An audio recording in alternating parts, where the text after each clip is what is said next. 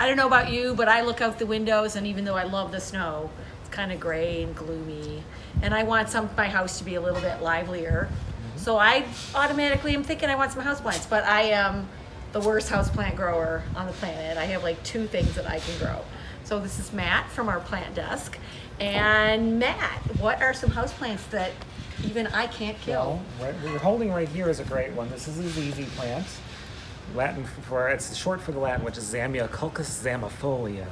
You don't need to remember that though. Everybody just calls them a ZZ plant, and they're great because they're a nice, deep, dark green, naturally shiny plant, and they don't need to be watered very often. You can water them every 2 to 3 weeks. And they don't require a lot of light either, because No. I once rescued one of these from an inner office and been in the dark for 6 weeks.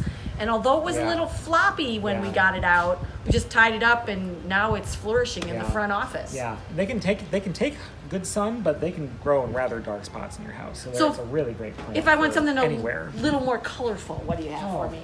Well, to add a lot more color, one of my favorite groups of plants is the peperomias. So peperomias are great. They stay really compact. They don't get a lot bigger than this. I love the texture and the color, the purples and dark colors that they have. There's another relatively easy to plant to grow in, and I like that it stays compact. You know, this isn't going to get a heck of a lot bigger than this. So this can stay on a desk really easily or a tabletop. They like to get kind of medium light. You know, you can't put them in the utter dark like you can with the ZZ plant, but at the same time, it doesn't need to be in really hot sun either. Okay. And they like to go dry out between waterings as well. So as long as the surface is dry, maybe I like to stick my finger in down about an inch down, let it dry between waterings, and then give it a good soak, and that's about it. So good plant for an underwaterer.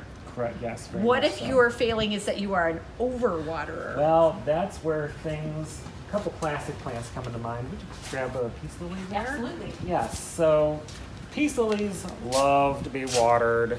I mean, a lot of times those will still be moist, and I'll water them anyway, just to keep them from wilting. They like to be tight in their pots, but that makes them dry out faster. And then what that does is that it makes them bloom more, which is nice. That's why most people want to grow them.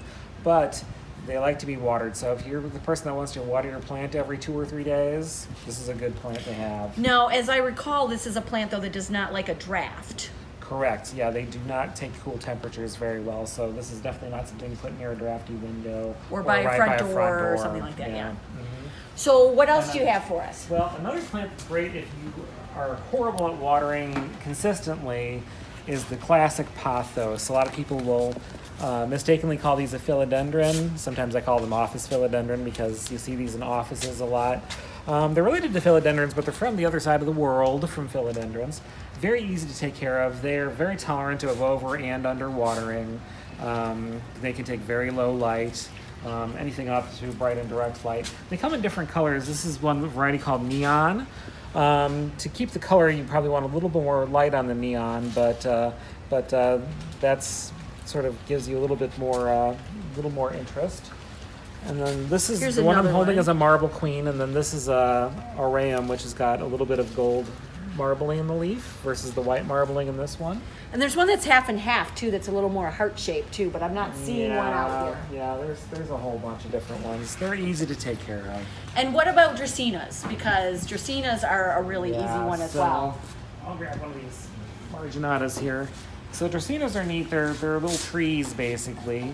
If you have them a long time, the trunks do get longer over time. They will form a tall tree plant. They prefer not to be in direct sun. Once again, this is another very common office plant. They like to go quite dry between waterings. I usually let these dry, 2 knuckles down in a small pot like this, or if it's a larger pot, I'll stick my whole hand in there. I stick half my hand in there just to make sure that it's dry between waterings. So you don't. One way to kill these is to drown them. So don't give them too much water. It's also important, especially in plants like this, not to let water sit in the tray after. So it's good to be in the habit of either dumping it out right away or 10 minutes after you water, just to make sure. Or water them in the sink and then put them in the fancier pot, the cash pot kind of thing, so that they're draining out. Yep. So this is a great one. Low care. I mean, I've seen these sit in offices being fed coffee all the time. So, Do not do that at home.